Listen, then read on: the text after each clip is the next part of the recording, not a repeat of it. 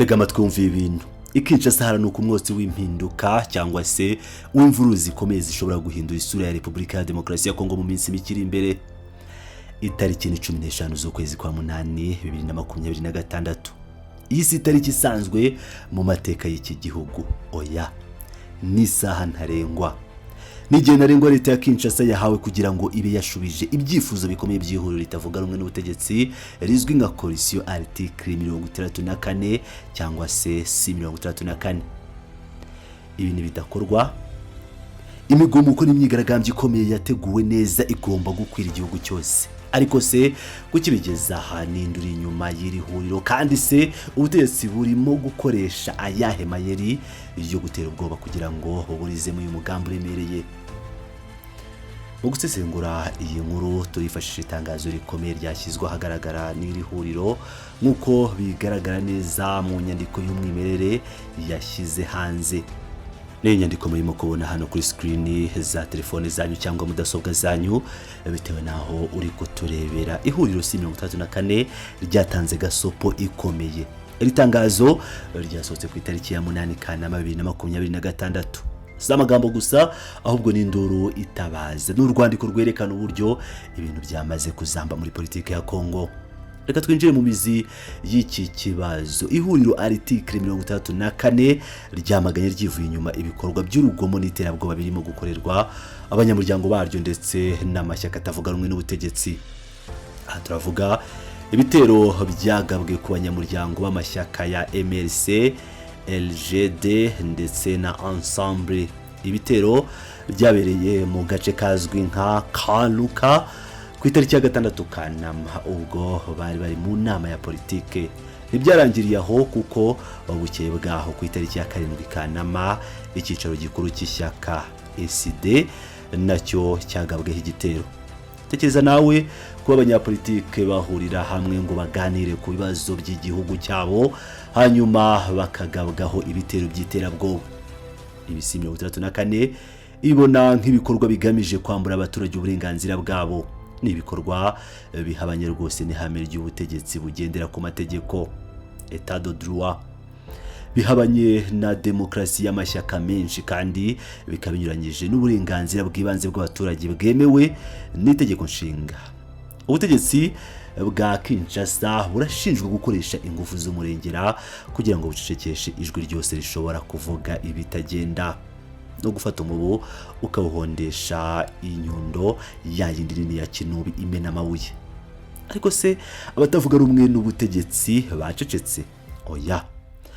Muri iryo tangazo ryabo C34 yashimangiye ko idateze gusubira inyuma. Bemeje bidasubirwaho ko ibyo batangaje mu matangazo yabo aheruka yo kwa 20 no kwa 29 Nyakanga 2026 bigumyeho, kandi aha niho ruzingiye.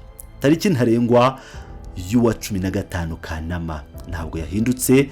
Barabivuga neza bati igihe ntarengwa nikigera nta bisubizo bifatika bahawe ku byo basabye, ihuriro rizasubukura imyigaragambyo yaryo.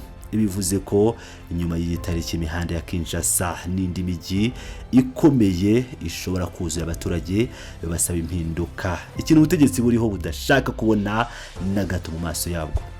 Reka noneho tuve ku myigaragambyo turebe ku kindi kibazo gikomeye cyane cyagarutsweho muri iyi nyandiko, ikibazo cy'imfungwa za politike. Iri huriro ryakomoje ku bantu babiri bakomeye cyane muri politike ya Kongo, Obeminaku na Ramazan Shadari. Abagabo bombi s'abantu basanzwe, bagiye bafata imyanya ikomeye cyane mu butegetsi bwa banjirije ubu, ariko inkuru yabo y'uyu munsi irababaje. C34 yemeje ko yakiriye amakuru y'iyimurwa ry'aba bagabo bakurwa mu buroko bw'ibanga. Yego, mwabyumvise neza, babakuye muri gereza z'ibanga bamazemo iminsi irenga 200. Tekereza kumara amezi arenga 6 ufunzwe binyuranyije n'amategeko ahantu hatazwi, nta burenganzira bwo kubona umwunganizi mu mategeko, nta muryango wawe ukubona. Ihuriro Article 34 cyangwa C34 ntabwo rirega leta gusa, ahubwo rirasaba rwose Kominaku na Shadari bagezwe imbere y'umucamanza ubifitiye ububasha kugira ngo baburanishwe mu buryo bwubahirije amategeko. Barasaba ko uburenganzira bw'ibanze bw'abagabo bwubahirizwa nk'uko bigomba umwenegihugu wese. Ibi byerekana ko ikibazo cy'ubutabera muri Repubulika ya Demokarasi ya Kongo kikiri ingorabahizi, aho amategeko asa nakoreshwa nk'igikoresho cyo kwikiza abo mutavuga rumwe n'ubutegetsi kuruta uko yakoreshwa mu gutanga ubutabera nyabwo.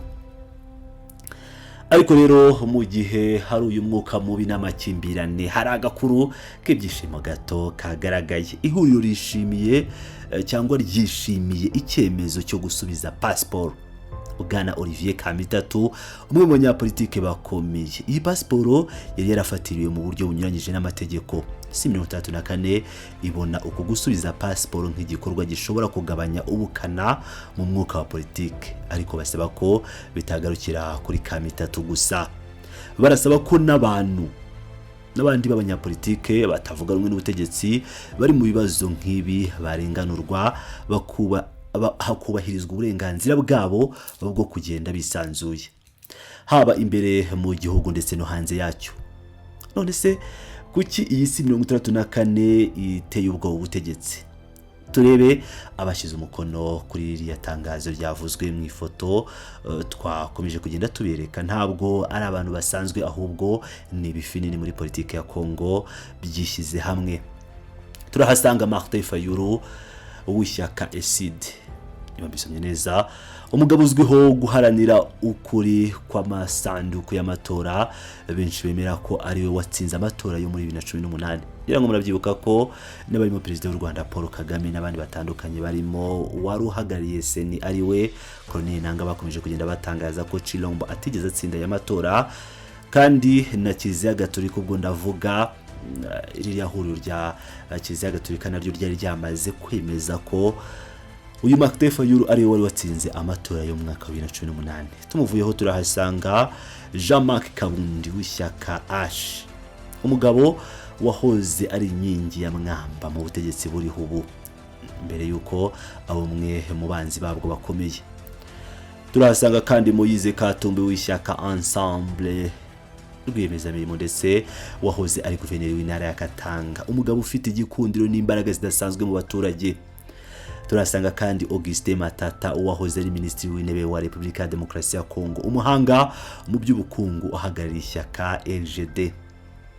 Ndetse tukahasanga na Delice Sanga w'ishyaka Envol, umunyamategeko n'umusesenguzi ukomeye cyane mu nteko ishinga amategeko. Ibi finini byishyize hamwe byita article 34. Kuki rero bahise bingingo mu itegeko nshinga rya Kongo? Ingingo ya 34 iha abaturage uburenganzira n'inshingano byo kwirwanaho no kurwanya umuntu wese ufata ubutegetsi ku ngufu cyangwa ubukoresha binyuranyije n'itegeko nshinga.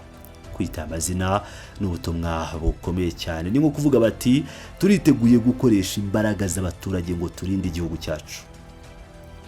Mu gusoza inyandiko yabo, ihuriro article 34 cyangwa coalition article 34 ryatanze irindi jambo rya nyuma, bihamagariye cyangwa bahamagariye abanyamuryango babo, abayoboke babo ndetse n'imiryango yose ya politike n'iy'abasivile gukomeza kuba maso no kwitegura.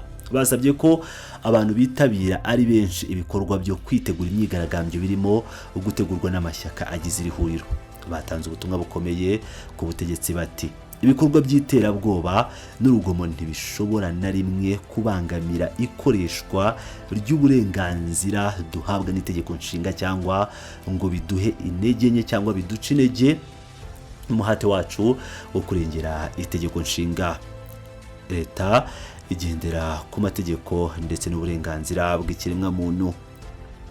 Muri make baravuga bati mutwice, mudukubite, mudufunge, mutume n'imitwe nk'ibyakoreye Martin Fayulu, ariko ntituzasubira inyuma. Itariki ntarengwa ya 15 Kanama igumyeho ubutajegajega.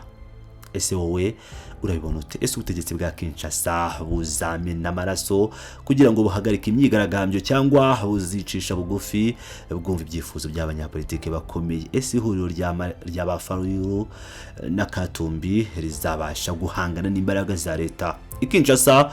Hagiye gucika ibintu kandi natwe tuzakomeza kubakurikiranira hafi uko ibi bihe bya politike bishyushye bizakugenda. Igitekerezo cyawe hasi muri comment, wibuke gukora like ndetse na subscribe kugira ngo utazacikwa n'isesengura ryacu ritaha ku mutekano na politike byo mu karere k'ibiyaga bigari.